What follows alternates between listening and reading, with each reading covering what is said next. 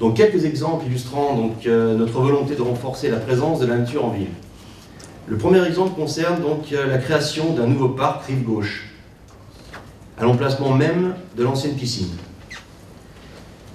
L'objectif que nous nous sommes fixés est de créer un havre de paix, où terres, végétaux, eau et bois retrouvent leur place au sein d'un nouveau poumon vert, un parc, on pourrait dire, exemplaire pour la préservation de la biodiversité. Il est important de préciser que ce parc s'inscrit au sein d'un projet d'ensemble plus vaste qui inclut la future médiathèque intercommunale, le parc Jean Mansuy, la traversée de la Meurthe par une plateforme, mais également la connexion avec la nouvelle voie piétonne de l'innovation et son site universitaire. C'est un parc urbain qui représente à peu près 10 000 m² et dont nous avons prévu pour l'année 2016 un investissement conséquent qui s'élève à 950 000 €. Nous allons donc créer un arboretum urbain volontariste avec la plantation d'une centaine d'arbres qui seront plantés en remplacement d'arbres malades et sur des lieux stratégiques, en adéquation avec les aménagements urbains. Des mesures seront prises en faveur des économies d'eau potable. Tout le monde sait quelle importance ça a, au travers de choix de plantes moins gourmandes, de type graminées ou d'arbustes à fleurs et de plantes vivaces, mais également au travers de l'utilisation de l'eau de pluie, lorsque cela sera possible. Nous allons essayer de généraliser également le paillage, ou encore en essayant de choisir des plantes mellifères ou au travers de plantations de prairies fleuries. Nous souhaitons également poursuivre et amplifier le programme J'adopte une ruche, qui est un programme porté par le pays d'Annecy, qui a pour but de sensibiliser le public à la biodiversité de proximité et donc de responsabiliser les communes dans l'entretien et la gestion des espaces verts. La délégation de service public liée entre la ville de Saint-Dié-des-Vosges et Elior arrivera à son terme le 31 janvier 2017.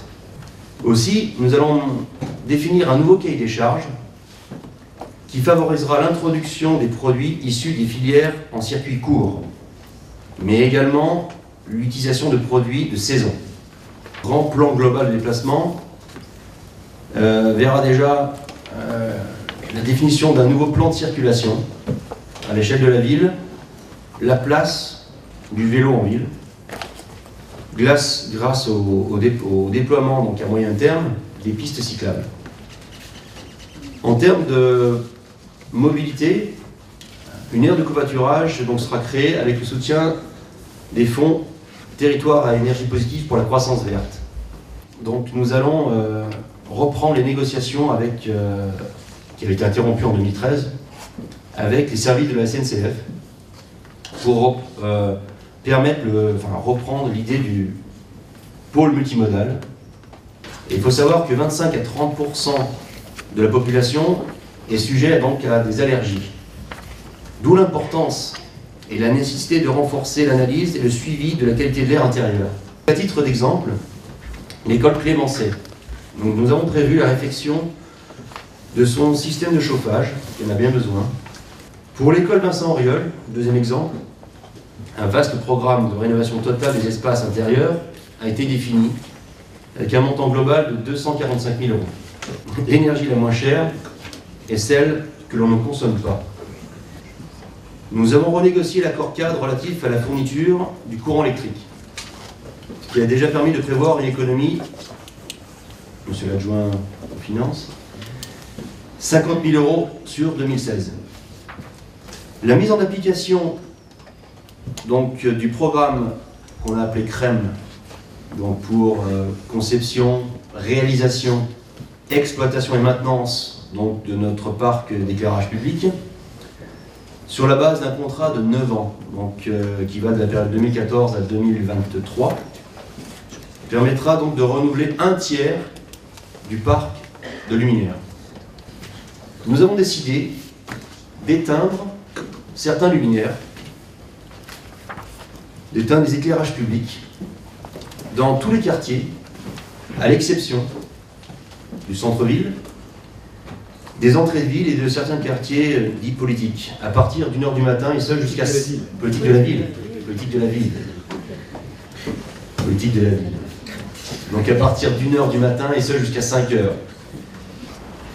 Donc des technologies récentes permettent le développement de l'éolien mobile. Donc je vous rassure, on ne va pas mettre une grande éolienne en plein centre de Saint-Denis. Le potentiel hydroélectrique, donc sur le site de la Vanne de Pierre, est également envisagé.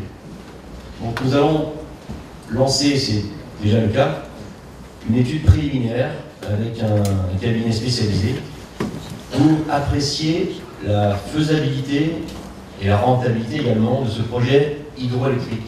La raison pour laquelle l'an prochain, dans le budget que vous avez voté, mesdames et messieurs, il n'y a pas, par exemple, la réalisation de pistes cyclables, qui est pourtant une promesse que j'ai formulée avec mon équipe municipale à plusieurs reprises, c'est parce qu'il n'est pas raisonnable d'aménager de nouvelles pistes cyclables quand on n'a pas réfléchi globalement à la circulation dans cette ville. Et cette ville n'a pas de plan de circulation. Il faut le savoir, c'est une des rares villes de cette taille qui n'a jamais réfléchi globalement à sa circulation. Et on peut dire que ça se voit dans un certain nombre de points noirs de la circulation de la ville que nous résoudrons progressivement d'ici à la fin du mandat, y compris ceux auxquels tout le monde pense dans cette salle. Voilà, je vous remercie à nouveau, monsieur l'adjoint, d'avoir cité l'équipe qui a travaillé avec vous sur ce grand projet d'année verte pour l'année 2016. Je vous remercie et je tiens à dire à tous ceux qui ont déjà travaillé que maintenant la feuille de route est tracée, mais que le travail commence, le vrai travail commence maintenant.